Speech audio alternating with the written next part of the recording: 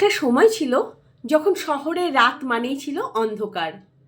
গলিগুলো ঘুমিয়ে থাকতো নীরবতার ছায়ার ভেতরে, হারিয়ে যেত পথচারীদের মুখ। আর সেই অন্ধকারে এক মানুষ, হাতে লম্বা লাঠি আর মাথায় জ্বলত শিখা, সেই নিয়ে তিনি হাঁটতেন শহর জুড়ে। নমস্কার, আমি কাকলি। আমি আজও আপনাদের সামনে এক গল্প নিয়ে এসেছি, বাতিওয়ালাদের গল্প। এই যারা শহর জুড়ে মাথায় জ্বলন্ত শিখা আর লাঠি হাতে হাঁটতেন, তারা ছিলেন বাতিওয়ালা। সূর্য ডুবলেই শুরু হতো তাদের কাজ। রাস্তার ধারে গ্যাসের বা কেরোসিনের বাতি জ্বালানো, ভোর হলে আবার নিভিয়ে দেওয়া, এই ছিল তাদের কাজ।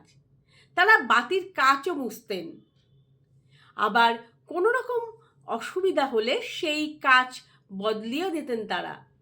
আর কখনো ভাঙা বাতি নিজে হাতে মেরামত করতেন।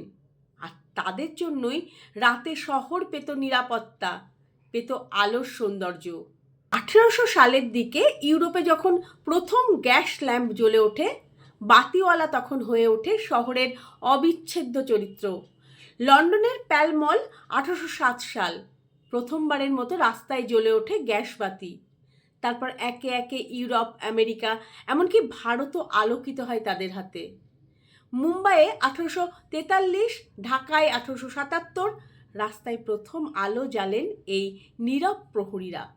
কিন্তু আলো যেমন আসে, তেমনি কিছু আলো নিভেও যায়। বিদ্যুতের আগমনে বাতিওয়ালাদের কাজ ফুরিয়ে গেল। যন্ত্র নিল মানুষের জায়গা, আর তারা হারিয়ে গেলেন শহরের কোলাহলে। ইতিহাসের পাতায় শুধু থেকে গেল তাদের নাম, বাতিওয়ালা।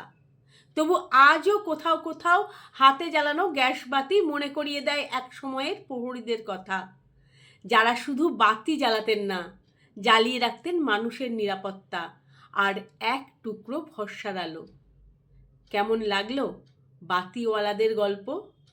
ভালো লাগলে লাইক, কমেন্ট আর শেয়ার করবেন। ভালো থাকবেন সবাই।